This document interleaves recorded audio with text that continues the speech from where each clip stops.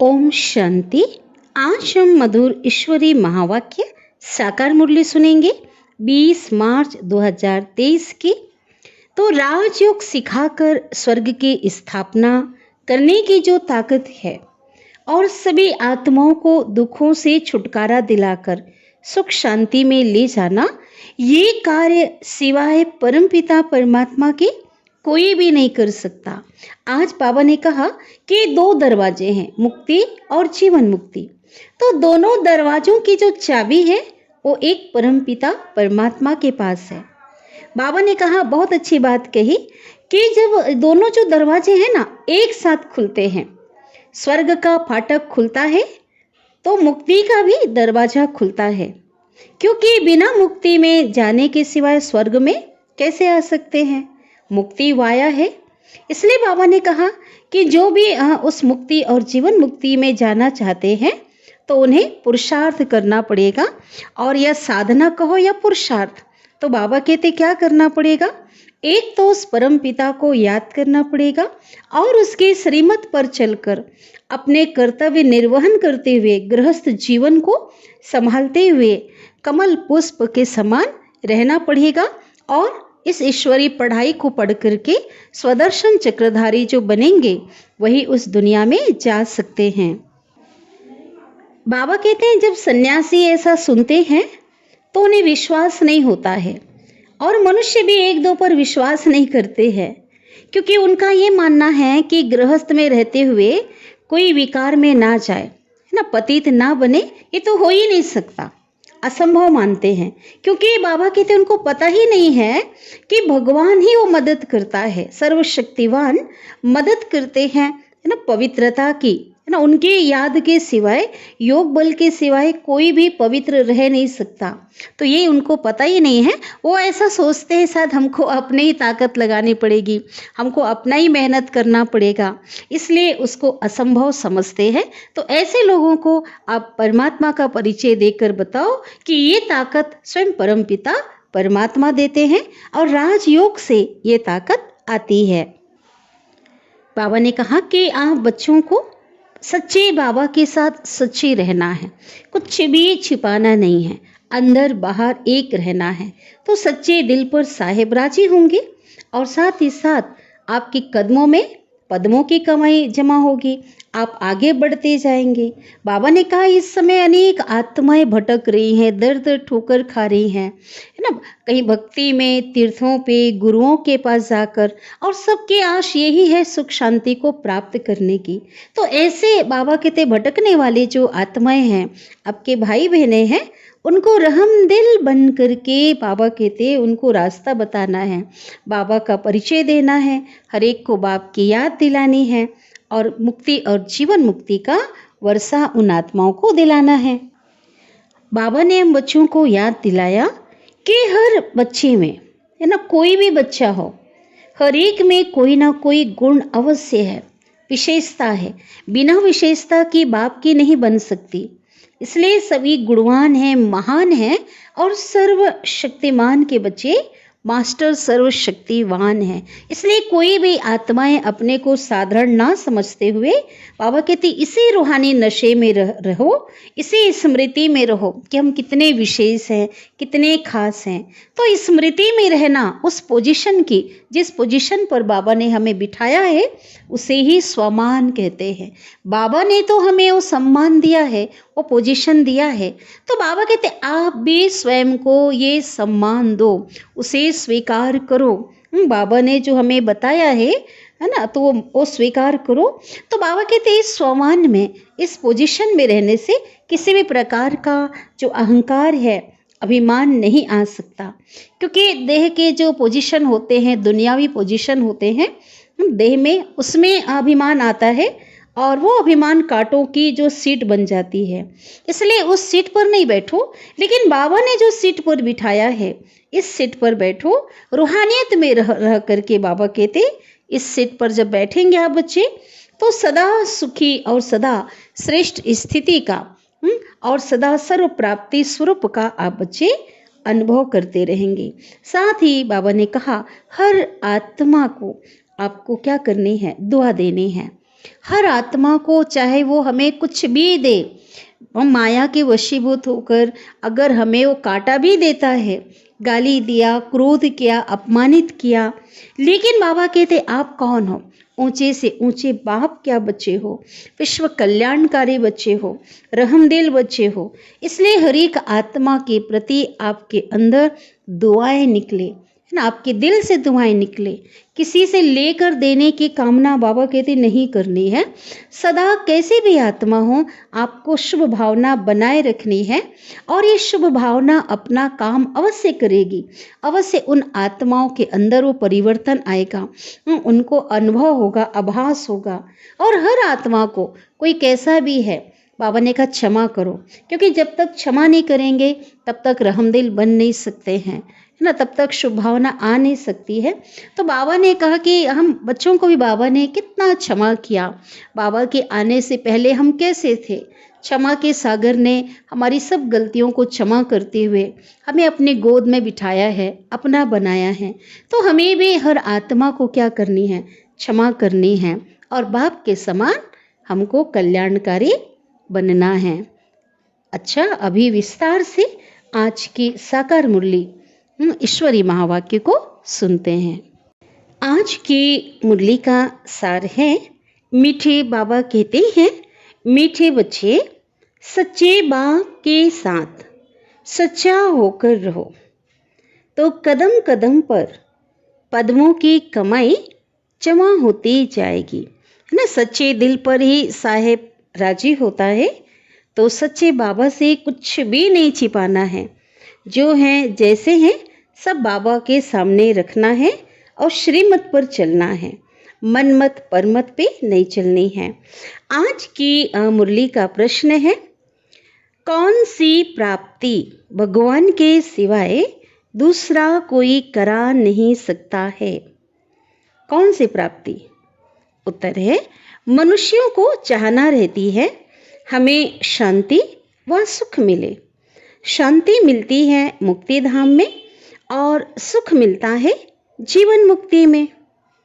तो मुक्ति और जीवन मुक्ति, इन दोनों चीज़ों की प्राप्ति भगवान के सिवाय दूसरा कोई करा ना सके, है ना। ना कोई अपना घर, आत्माओं का घर परम धाम शांति धाम कोई ले जा सकता है, ना ही सतयुगी दुनिया की अधिकारी बना सकता है। ये दोनों कार्य किसका है? स्वयं शिव बाबा परमपिता परमात्मा का ही है। तुम बच्चों को अब ऐसी भटकती हुई आत्माओं पर तरस आना चाहिए।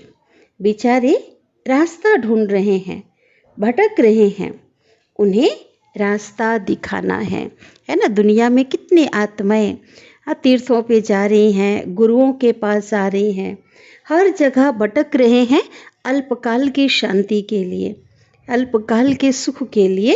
तो उन्हें सदा काल की शांति और सुख का बाबा कहते रास्ता बताना है, बाप का परिचय देना है।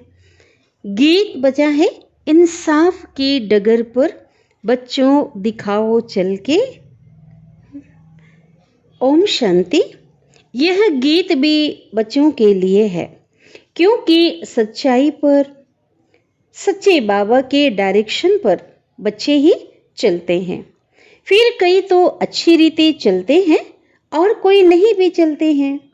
तो बाबा कहते हैं जो चलेंगे वो उच्च पद पाएंगे, है ना। हर आत्मा एक जैसे बाबा के कहने पर तो नहीं चलते हैं, तो जो करेगा सो पाएगा। नहीं चलेंगे तो वह ऊंच पद पा नहीं सकेंगे। बाबा ने क्लियर कर दिया, बाप व साजन के साथ सच्चा रहना है। सभी आत्माओं का साजन कौन है? शिव साजन परमात्मा है, पिता भी है।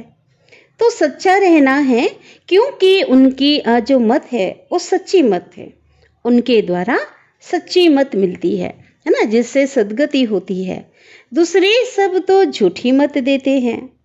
मनुष्य को सब झूठी ही मत देते हैं, है ना, क्योंकि परमात्मा की पहचान तो है ही नहीं, है ना। स्वयं की औसत्य कर्मों की पहचान नहीं है। फिर सचखंड के लिए तुम पुरुषार्थ भी कर रहे हो। तो बच्चों को बाप से बहुत सच्चा बनना है, फिर भी बेहद का बाप है ना। सच्चा होकर रहने से कदम कदम पर पदमपति होते रहते हैं। झूठे तो पदमपति नहीं बनेंगे। तो बाप के साथ झूठ बोलना बड़ा खराब है। अगर झूठ भी बोलेंगे तो झूठ तो छिपा नहीं रह सकता, है ना। तो सच पर आँच नहीं। इसलिए बाबा जब इतना प्यारा बाबा है तो भगवान के साथ क्या करना है, सच्चाई से चलना है। बाबा तो ऐसे भी जान जाएंगे। तो सदैव सच्चा होकर रहना चाहिए, नहीं तो सचखंड में इतना ऊंच पद प्राप्त नहीं कर पाएंगे। अच्छा, यह तो हुई बच्चों के प्रति सावधानी, है ना। प्रतिदिन बाबा बच्चों को अनेक प्रकार की क्या देते, सावधानी देते रहते हैं, खबरदार करते रहते हैं। अब बच्चों को किसको समझाने की तरकीब भी सीखना है कि बेसमझ को कैसे समझाएं, है ना। बाबा तो भिन्न भिन्न युक्तियां हमें बताते हैं, अनेक प्रकार की जो पॉइंट्स बताते हैं, कैसे किसको समझाना है, कोई कैसे क्वेश्चन कर रहा है उसका आंसर कैसे देना है, आप बच्चों को किस प्रकार से क्वेश्चन करके फिर आंसर देना है, बाबा ने सब बताया है। तो किनको समझाना है, बेसमझ को।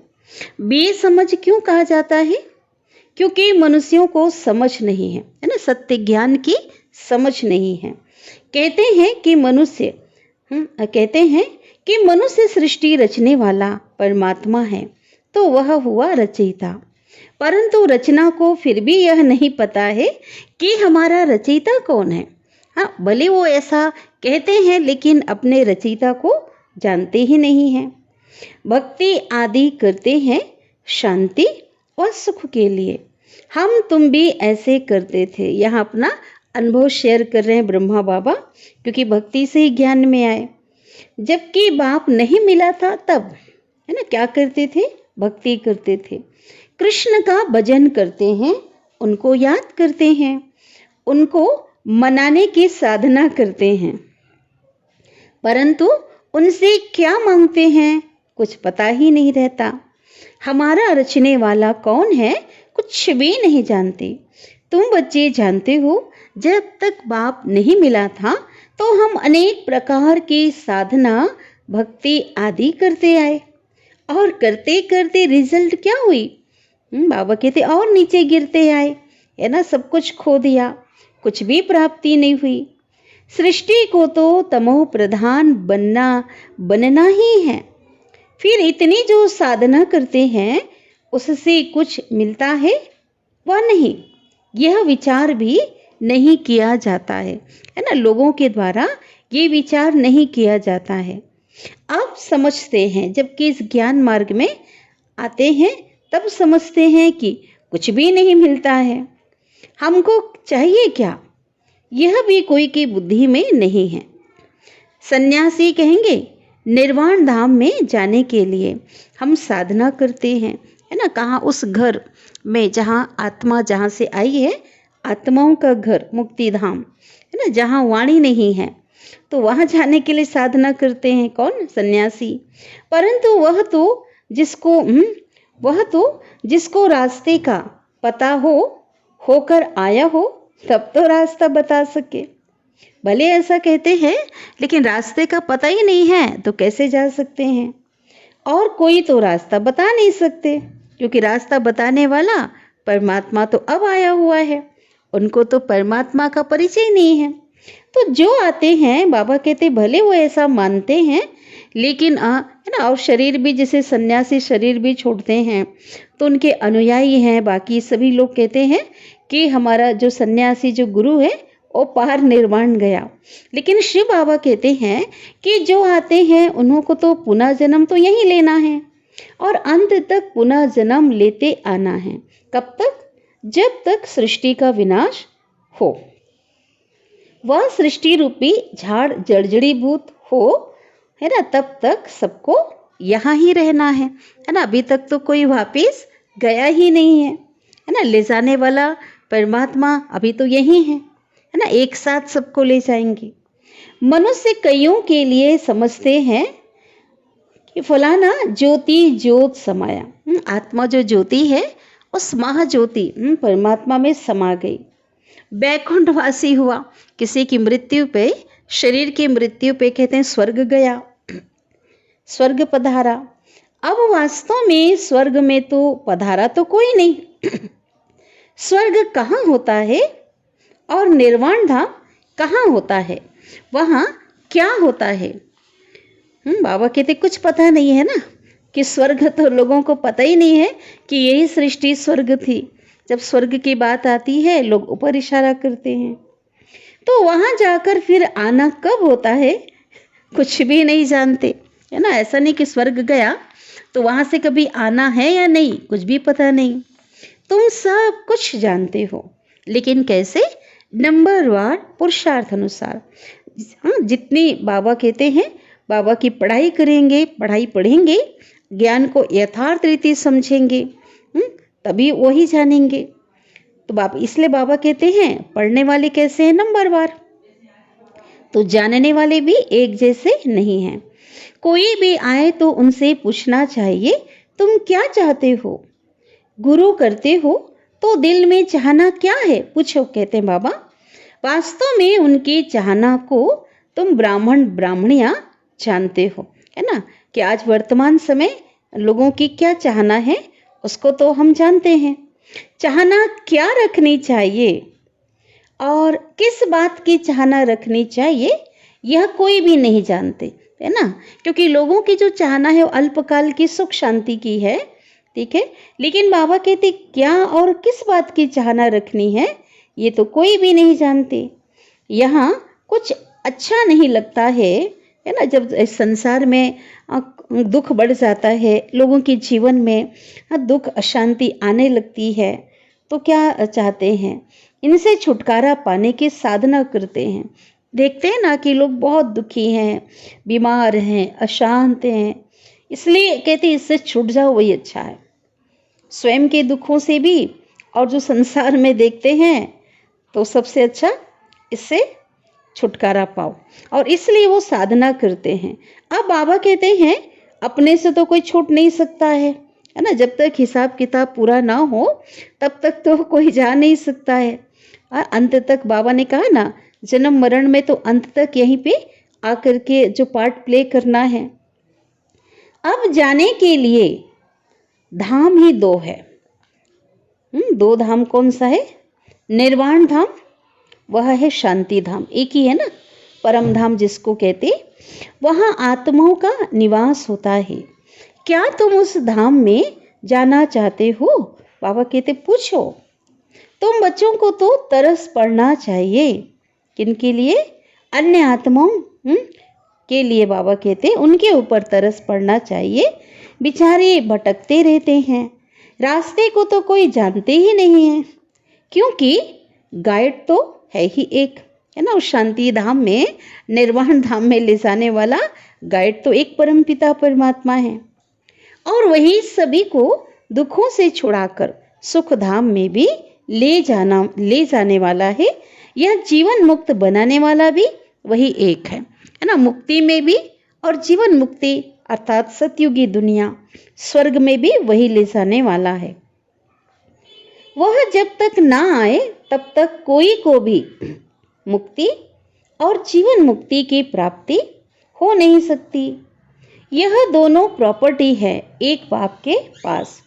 जब तक भगवान भक्तों के पास ना आए तो वह चीज मिल नहीं सकती ना। भगवान ही देते हैं ये बेहद की जो प्रॉपर्टी है, मुक्ति और जीवन मुक्ति भगवान को ही देना है। स्वर्ग में सुख और शांति दोनों हैं। शांति क्यों कहा जाता है? क्योंकि, है ना, सतयुग में सुख के साथ शांति क्यों कहा जाता है? क्योंकि वहाँ लड़ाई झगड़ा आदि कुछ भी होता नहीं। बाकी असली शांति धाम तो निर्वाण धाम में है ना। वहाँ पवित्रता है सतयुग में, और पवित्रता के कारण शांति और सुख दोनों हैं। तो लेकिन असली शांति निर्वाण धाम शांति धाम में है, जहाँ सभी आत्माएं शांत रहती हैं। फिर आत्मा को जब आर्गन्स मिलते हैं तो आत्मा बोलती है ना, शरीर मिलता है तो बोलती है। तो वहाँ सुख और शांति दोनों हैं। सुख होता है संपत्ति से, तो सतयुग में तो बेहद की संपत्ति है ना, हर प्रकार का ऐश्वर्य है, किसी चीज की कमी नहीं। इसलिए कहते हैं ना, आप प्राप्त नहीं कोई वस्तु देवताओं के खजाने में। यहाँ तो संपत्ति नहीं है तो मनुष्य बेचारे रोटी टुक्कड़ भी मुश्किल से खा सकते हैं, है ना। इस दुनिया में इतनी गरीबी है कि एक रोटी का टुकड़ा भी मुश्किल से कईयों को मिलता है। संपत्ति अगर किसी के पास है तो एरोप्लेन, बड़े बड़े महल आदि सब वैभव हैं। तो संपत्ति भी चाहिए, फिर शांति भी चाहिए, निरोगी काया भी चाहिए, है ना। भले आज दुनिया में लोगों के पास, कईयों के पास संपत्ति है लेकिन जीवन में शांति नहीं है और निरोगी काया भी नहीं है। अनेक प्रकार की बीमारियों से क्या है, ग्रसित हैं। तो ये सब देने वाला कौन है ना। शांति, निरोगी काया, संपत्ति, सुख, ये देने वाला स्वयं परमपिता परमात्मा शिव है। समझाया जाता है कि यह कलयुग है तो है दुख धाम, है ना। कलयुग क्या है, दुख धाम। नई दुनिया है सुख धाम। क्यों? क्योंकि वहां किसी भी प्रकार का कोई दुख नहीं होता, सुख ही सुख है। पवित्रता, सुख, शांति, वहां सब है। और दूसरा है मुक्ति धाम। लेकिन मुक्ति धाम में सदैव तो कोई रह नहीं सकता, क्योंकि वो घर है और हर आत्मा को पार्ट प्ले करने के लिए, पार्ट बजाने के लिए पुनः जन्म ले करके यहाँ ही जन्म लेना है, पार्ट बजाना है। परम धाम में तब तक आत्माएं रहती हैं जब तक पार्ट में ना आए, है ना। उनका पार्ट जो रोल है जब तक शुरू नहीं होता है तब तक वहाँ रहती हैं। और जैसा उनका पार्ट बजाने का समय आता है वो साकार सृष्टि में आ जाती हैं, शरीर धारण करके पार्ट बजाने लगती हैं। सच्चे स्वीट होम को याद करते हैं, सभी याद करते हैं, है ना। क्योंकि भले घर का पता नहीं है लेकिन अनुभव हर एक आत्मा को है, इसलिए हर उस मीठे घर में जाना चाहते हैं और उसके लिए भगवान को बुलाते हैं, याद करते। नाटक में हमेशा नंबर्स की लिमिट होती है कि फलाने ड्रामा में इतने एक्टर्स हैं, लेकिन यह तो अनादि बना बनाया ड्रामा है। लिमिटेड नंबर है। भारत में कितनी है लिमिटेड, सीमित 33 करोड़ देवी देवताओं की लिमिट है ना। देवताओं की संख्या ऐसे गायन है ना, 33 करोड़ देवी देवताओं की जय, तो लिमिट है, इससे ज़्यादा हो नहीं सकती, है ना। जो हीरो एक्टर होते हैं ड्रामा में, हर एक की लिमिट होती है। जो स्थूल में जो देखते हैं लौकिक दुनिया में, इस समय तो बहुत कन्वर्ट हो गए हैं। जो सनातन धर्म की आत्माएं हैं अनेक धर्मों में हिसाब किताब के आधार से बदल गए हैं, दूसरे धर्मों में चले गए हैं। तो पहले पहले जब कोई आए तो उनसे पूछना है कि दिल में क्या आश है, आप क्या चाहते हो, आपकी आश क्या है। दर्शन से तो कोई फायदा नहीं, है ना। कई क्या चाहते हैं, हम गुरु जी का दर्शन कर लें, तो उनको बताओ कि दर्शन करने से कुछ भी नहीं है। एक तो आश रहती है कुछ मिले, आशीर्वाद दे। हम पालाने में जीते हैं। कोई कहते हैं, है ना, हम फलाने में जीते, कोई विजय प्राप्त करने के लिए आते हैं कि खेल में जीते या किसी और में विन करें। कोई कहते हैं हमको ऐसा रास्ता बताओ जो हम सदैव शांति में रहें, मन बड़ा चंचल है। उनको बोलो शांति तो मिलेगी परम धाम में। एक है शांति धाम और दूसरा है सुख धाम, और तीसरा है एक अभी जो दुनिया है वो दुख धाम। तुम क्या चाहते हो पूछो, तो फिर हम बताएं कि यह साधना अथवा यह पुरुषार्थ करो। साधना व पुरुषार्थ एक ही बात है। भक्त साधना करते हैं और जगह जाने के लिए, कहाँ, निर्वाण धाम में जाने के लिए। भक्त साधना करते हैं और जगह जाने के लिए अथवा वापिस परम धाम जाने के लिए। मोक्ष तो कोई पा ना सके, यह बना बनाया ड्रामा है। सन्यासी को फिर अपने सन्यास धर्म में आना ही पड़ेगा, है ना। घर जाने के बाद, मुक्ति धाम में जाने के बाद अपने समय पर पार्ट बजाने के लिए आना ही पड़ेगा, है ना, सदा के लिए मुक्ति तो नहीं मिलेगी, मोक्ष तो नहीं मिलेगा। क्रिश्चियन धर्म फिर क्राइस्ट द्वारा जरूर स्थापन होगा, क्योंकि बनी बनाई बन रही है। सतयुग नई दुनिया में पवित्रता, सुख, शांति सब है। उनको कहा जाता है सुखधाम, शिवालय, और यह है वैश्यालय। तुम क्या चाहते हो, पूछो। बाबा कहते लोगों को इस प्रकार से बताओ कि आप क्या चाहते हो। शांति चाहते हो तो शांति धाम में मिलेगी, और वह भी तब तक जब तक सुख धाम वालों का और देवी देवताओं का पाठ है तब तक मिलेगी, है ना। अन्य धर्मों की जो आत्माएं हैं वो तो सतयुगी दुनिया में नहीं आएंगे, है ना। जिस समय उनका पाठ है उस समय उनको शांति मिलेगी ना, जिस शांति की वो कामना रखते हैं। फिर तो नंबरवार सबको पाठ में आना पड़ेगा। तुम भी पुरुषार्थ करेंगे तो बैकुंठ में जाएंगे। बोलो उनको कि अगर आप भी पुरुषार्थ करते हो, है ना, पढ़ाई पढ़ते हो, पवित्र बनते, योग लगाते, तो बैकुंठ में जाएंगे। भारत बैकुंठ था, यह बाबा कहते समझाना चाहिए। वर्षा बाप से ही मिलता है, वही आकर के बच्चों को अपनी पहचान देते हैं। बाप ही नहीं तो बच्चों को पहचान कैसे होगी, है ना। स्वयं बाबा आकर के हम बच्चों को अपनी पहचान भी देते हैं और स्वयं की पहचान भी देते हैं। इसलिए गीता में है ना, मुझे मेरे द्वारा जाना जा सकता है, कोई ऋषि मुनि वेद पुराण मेरा परिचय नहीं दे सकते। ऐसे तो है नहीं जो समझें कि हम भगवान के बच्चे हैं। अगर कोई ऐसा कहे तो हम पूछेंगे, बताओ भगवान क्या रचते हैं? वह तो स्वर्ग रचते हैं, फिर तुम नरक में क्यों धक्का खाते हो? फिर 84 जन्म उनको बताने पड़े कि पहले हम स्वर्ग में थे और कैसे हम नीचे उतरते अभी यहाँ पे आए हैं। भगवान ने तुमको स्वर्ग में भेजा, फिर 84 जन्म लेते हुए अब नरक में आकर पड़े हो। अब 84 जन्म पूरे हुए, तुम यह नहीं जानते हो, हम बताते हैं। तुम पहले स्वर्ग में थे, फिर 84 जन्म भोगे हैं। अब फिर बाप और स्वर्ग को याद करो। कमल फूल समान पवित्र रहना होगा। उनको कहो गृहस्थ जीवन में रहते हुए पवित्रता को धारण करना होगा। सन्यासियों को भी समझाना है, तुम्हारा हठ योग है और यह है राजयोग। गृहस्थ व्यवहार में रहते कमल फूल समान रहना है, क्योंकि यह प्रवृत्ति मार्ग है और तुम्हारा निवृत्ति मार्ग। तुम्हारा पंथ ही अलग है निवृत्ति मार्ग का। यह प्रवृत्ति मार्ग है जीवन मुक्ति पाने का। हमको भी बाबा ने बताया है। अब तुम बाप को याद करो। लोगों को संदेश देना है कि एक बाबा को याद करो तो अंत मति सो गति हो जाएगी। विकर्मों का बोझा विनाश तब होगा जब बाप को, उस परम पिता को यथार्थ रीति याद करेंगे। यह 2 स्थान हैं जहां सुख शांति मिल सकता है। तुमको क्या चाहिए? क्या स्वर्ग में जाना चाहते हो? पूछो। बाबा ने क्वेश्चन पूछने के लिए कहा है, फिर युक्ति से परिचय देना है, नॉलेज देनी है।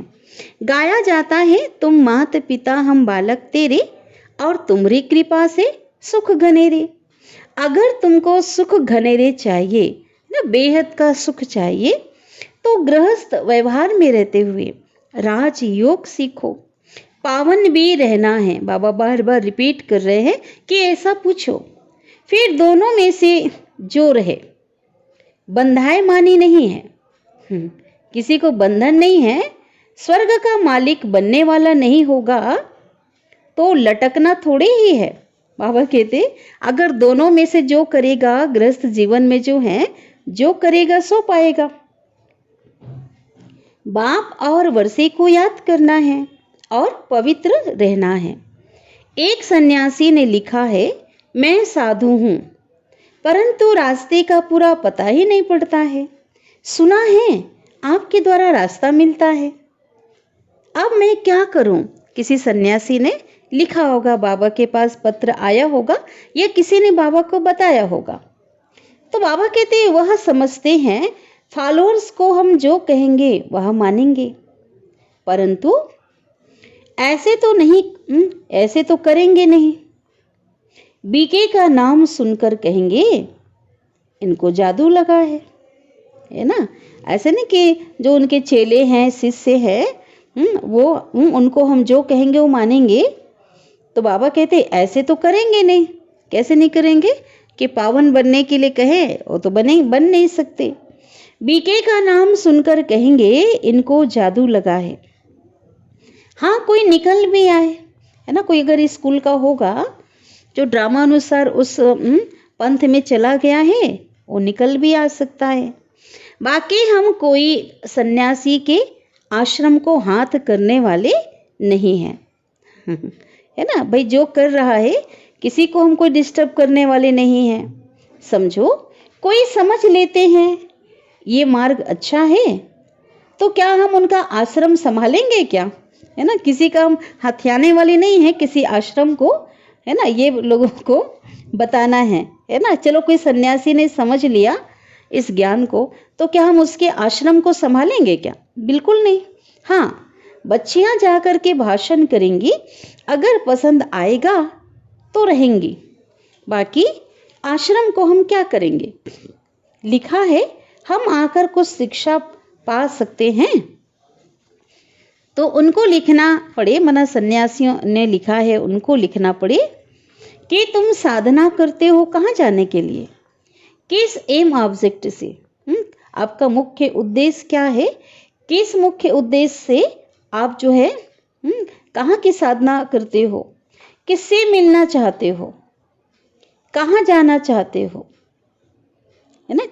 बाबा कहते बहुत अच्छे से उनको बताओ कि तुम साधना करते हो कहाँ जाने के लिए, किस एम ऑब्जेक्ट से, और किससे मिलना चाहते हो।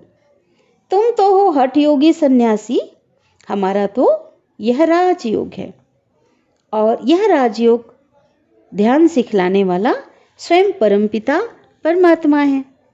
यह कलयुग है दुख धाम, और सतयुग है सुख धाम। कलयुग में देखो अनेका अनेक धर्म हैं, कितने लड़ाई झगड़े हैं, और सतयुग में तो है ही एक धर्म, वह है सतो प्रधान दुनिया। यथा राजा रानी तथा प्रजा सतो प्रधान है। यह है यथा राजा रानी तथा प्रजा तमो प्रधान। यह कांटों का जंगल है, और सतयुगी दुनिया फूलों का बगीचा है, वहाँ कोई विकार नहीं। तो दो मार्ग है, मार्ग है ही दो, हठ योग और राजयोग। यह राजयोग है स्वर्ग के लिए, राजाओं का राजा स्वर्ग में बनेंगे।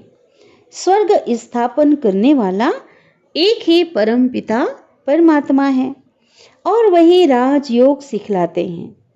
सन्यासी कहे कि हम सन्यास में ही रहें तो ज्ञान तो उठा ना सके, गृहस्थ व्यवहार में रहना पड़े। यह एक ही लॉ है, एक ही कायदा नियम है। जिसको छोड़कर भागे हो उनका फिर कल्याण करना है ना। बाबा कहते गृहस्थ जीवन को छोड़ने वाले सन्यासियों को कहो कि सन्यास में रहकर ज्ञान उठा नहीं सकते, आपको गृहस्थ जीवन में रहना है ना। क्योंकि आपका तो कर्तव्य है ना, आप जिस गृहस्थ जीवन को, परिवार को छोड़कर भागे हो, उनका कल्याण करो। पहले तुम अच्छी रीति समझो, फिर चैरिटी बिगन से ठुम, है ना। प्रारंभ किससे करना है? अपने घर से करो, घर वालों को ज्ञान दो। तुमने स्त्री को छोड़ा है, अगर कोई बाल ब्रह्मचारी होगा तो माता पिता को छोड़ा होगा, तो उनको भी समझाना है। बाबा कहते कायदे कानून तो पहले समझाने हैं ना, है ना, क्योंकि ये राजयोग है ना। छोड़ के भागने वाला हठ योग नहीं, जो जिम्मेवारियों को छोड़कर चले गए। पुरानी दुनिया को नया बनाना यह तो बाप का ही काम है। बाप को परम धाम से आना पड़ता है, वह है पतितों को पावन और नरक को स्वर्ग बनाने वाला। स्वर्ग में रहते ही हैं कौन? देवी देवताएं। और बाकी सभी आत्माएं उस समय निर्वाण धाम, आत्माओं का घर शांति धाम में रहते हैं। सबको सुख शांति देने वाला वह एक ही परम पिता परमात्मा है। बाबा आते ही हैं एक धर्म की स्थापना कर बाकी सबका विनाश करने, और सब परम धाम में जाकर के निवास करेंगे। यह कयामत का समय है। सब हिसाब किताब पूरा कर वापिस जाएंगे। सभी आत्माओं को अपना अपना पार्ट मिला हुआ है। कोई कितने जन्म पार्ट बजाते हैं। सबको तमो प्रधान बनना ही है, बाकी वापिस तो कोई जा नहीं सकते, और ना ही फिर मोक्ष ही होता है ना। बाबा कहते बीच में से कोई निकल नहीं सकते हैं, अपना पार्ट तो बजाना ही है। बाकी हुई मुक्ति और जीवन मुक्ति, तो हम जीवन मुक्ति के लिए पुरुषार्थ करते हैं ना। सतयुगी दुनिया में जाने के लिए, स्वर्ग में जाने के लिए पुरुषार्थ करते हैं, और इसमें मुक्ति भी आ जाती है, क्योंकि वाया तो मुक्ति धाम है ना। घर में जाकर ही सतयुगी दुनिया में हम आएंगे। तुम अगर मुक्ति चाहते हो तो अच्छा, बाबा को याद करो तो विकर्म विनाश हो, और तुम बाप के पास चले जाएंगे। यह एक ही रास्ता स्वयं बाप बतलाते हैं, और स्वदर्शन चक्र भी फिराते रहेंगे। पढ़ाई पढ़ते रहेंगे तो स्वर्ग में आ जाएंगे, है ना। बाबा ने जो चक्र का हमें ज्ञान दिया है, नॉलेज का जो चक्र है, उसको बुद्धि में फिराते रहेंगे। तो सन्यासियों को फिर गृहस्थ व्यवहार में जाना पड़े, हिम्मत चाहिए, है ना। अगर वो इस ज्ञान को सुनना चाहते हैं तो बाबा कहते मुक्ति जीवन मुक्ति को प्राप्त करना चाहते हैं तो ऐसा करना पड़े। गृहस्थ व्यवहार में जाकर कर्तव्य का निर्वहन करते हुए श्रीमत पे चलना पड़े। एक ज्ञानेश्वर गीता है जिसमें यह लिखा हुआ है, बोला कि एक बच्चा देकर सन्यास करो तो कुल की वृद्धि होगी। तो बाबा कहते फिर तो कोई बाल ब्रह्मचारी तो हो ना सके। बाल ब्रह्मचारी भीष्म पिता महा का तो बहुत मान है ना, परंतु मनुष्य तो एक दो पर एतबार भी नहीं करते हैं ना, विश्वास नहीं करते हैं।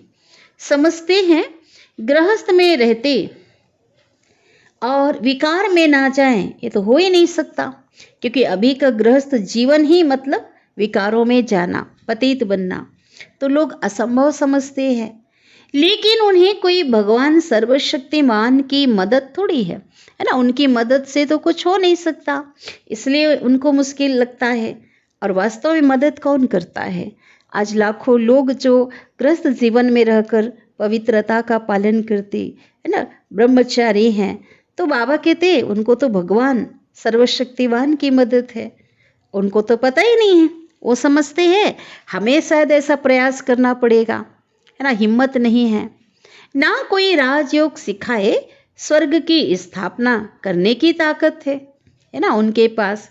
सबको दुखों से छुटकारा दिलाकर सुख में ले जाना, यह सिवाय परमात्मा के सिवाय कोई कर नहीं सकता, है ना। सुख और शांति, मुक्ति और जीवन मुक्ति में ले जाने का कार्य एक परम पिता परमात्मा करते हैं। तो दोनों दरवाजों की चाबी एक बाबा के पास है। स्वर्ग का फाटक खुलता है तो उस समय मुक्ति का भी खुलता है। मुक्ति में जाने के सिवाय स्वर्ग में तो कोई कैसे जा सकते हैं। बहुत सुंदर पॉइंट बाबा ने कहा कि दोनों जो गेट्स है ना, दरवाजे इकट्ठे खुलते हैं। आने का दरवाजा मुक्तिधाम का खुला हुआ है, लेकिन वापस आने का बंद है। तो जिस समय सतयुगी दुनिया का दरवाजा खुलेगा, उस समय मुक्तिधाम का भी खुलेगा, क्योंकि वाया क्या है? मुक्तिधाम। घर जा कर के फिर सतयुगी दुनिया में आएंगे। अच्छा, अब मीठे बाबा से याद प्यार ले लेते हैं। मीठे मीठे सिकिलदे बच्चों प्रति माता पिता बाप दादा का याद प्यार और गुड मॉर्निंग। रूहानी बाप के रूहानी बच्चों को नमस्ते। और हम रूहानी बच्चों की रूहानी माता पिता बाप दादा को याद प्यार गुड मॉर्निंग और नमस्ते। शुक्रिया बाबा, शुक्रिया आपका दिल से पद्मा पदम गुणा शुक्रिया। धारणा के लिए मुख्य सार। पहली पॉइंट, मुक्ति के लिए बाप को याद कर विकर्म विनाश करने हैं और जीवन मुक्ति के लिए स्वदर्शन चक्रधारी बनना है, पढ़ाई पढ़नी है। दूसरी पॉइंट है, रहम दिल बन करके भटकने वालों को घर का रास्ता बताना है। मुक्ति और जीवन मुक्ति का वर्षा हर एक को बाप से दिलाना है। बाबा ने हम बच्चों का कर्तव्य बताया है ना, आप बच्चों को रास्ता मिला है, आप बच्चे मुक्ति और जीवन मुक्ति का वर्षा ले रहे हो, तो आप बच्चों का कर्तव्य है जो आपके भाई बहन हैं, जो आत्माएं जो दर दर ठोकर खा रहे, भटक रहे हैं, ढूंढ रहे हैं, है ना, ठिकाना नहीं है, जिनके पास उनको सत्य ज्ञान देकर बाप का परिचय दे घर का रास्ता बताना है। सदगुरु बाबा वरदान दे रहे हैं, रूहानियत में रहकर स्वमान की सीट पर बैठने वाले सदा सुखी सर्व प्राप्ति स्वरूप भव, है ना। रूहानियत में रहकर स्वमान की सीट पर, है ना, बाबा ने जो भिन्न भिन्न हमें हजारों स्वमान दिए हैं, बाबा ने जो पोजीशन पे हमें बिठाया है, तो उस सीट पर बाबा कहते बैठने वाले क्या हैं, सुखी और सर्व प्राप्ति स्वरूप बाबा कहते बन सकते हैं। विस्तार है, हर एक बच्चे में किसी न किसी गुण की विशेषता है, सभी विशेष हैं। बाबा ने कहा भगवान के बने हैं तो साधारण नहीं है, विशेषता सभी में है, गुणवान है, महान है, मास्टर सर्वशक्तिमान है। तो यह रूहानी नशा सदा स्मृति में रहे, इसको ही कहते हैं स्वमान, है ना। इतना ऊंचा स्वयं को मान देना, स्वयं को स्वमान देना, है ना, ये बाबा कहते इसी को कहा जाता है कि मैं विशेष हूँ, मैं गुणवान हूँ, मैं महान हूँ, मैं सर्वशक्तिवान की संतान, मास्टर सर्वशक्तिवान हूँ। ये नशा रहना है और ये बुद्धि में स्मृति सदा रहे। इस स्वमान में अभिमान आ नहीं सकता। बाबा कहते दुनियावी जो पोजीशन है उसमें अभिमान आ सकता है, लेकिन भगवान के द्वारा दिया गया जो स्वमान है, इसमें अभिमान का स्थान ही नहीं है। अभिमान की जो सीट है ना, वो कांटों की सीट है, इसलिए उस सीट पर बैठने का प्रयत्न नहीं करो, कोशिश भी नहीं करो, कहते बाबा। रूहानियत में रहकर, अपने आत्मिक स्वरूप में रह करके, आत्म स्थिति में स्थित होकर के स्वमान की सीट पर बैठ जाओ।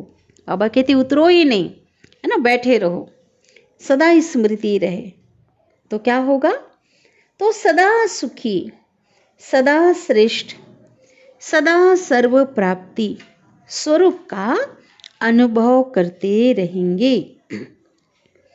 अब है स्लोगन,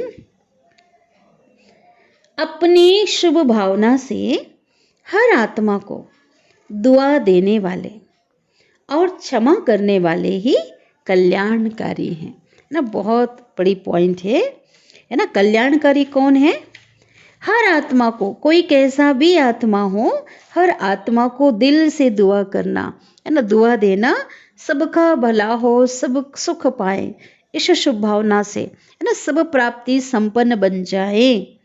और अगर किसी के अंदर कोई कमी है ना, अगर किसी के द्वारा कोई ठेस पहुंचता है, किसी के द्वारा अगर कोई क्रोध करता है, कुछ भी अगर हमें मिलता है जो हमें नहीं चाहिए, बद्दुआ मिली किसी के द्वारा, तो भी उसे क्या करो, ऐसी आत्माओं को भी दुआ दो, क्षमा कर दो, है ना। किसी ने अपमान किया, किसी ने क्रोध किया, किसी ने ईर्ष्या किया, जो भी माया के वशीभूत होकर के उसने जो कुछ हमें दिया, तो उसके लिए क्या करो, आप क्षमा करो और बदले में बाबा कहते हैं उसको दुआ ही दो और शुभ भावना रखो कि ये आत्मा भी बदल जाएगी, इस आत्मा का भी परिवर्तन हो जाएगा। तो यही कौन है, वही कल्याणकारी है। तो बहुत मीठी प्यारी आज हमने बाबा की मुरली सुनी, महावाक्य सुना। तो इसको हमें मनन करना है और हमें अपने स्वरूप में लाना है। और साथ ही बाबा ने जो सर्विस की युक्तियाँ बताई है, तो ऐसे हर भटकती आत्माओं को हमें मार्गदर्शन करना है। अच्छा, ओम शांति।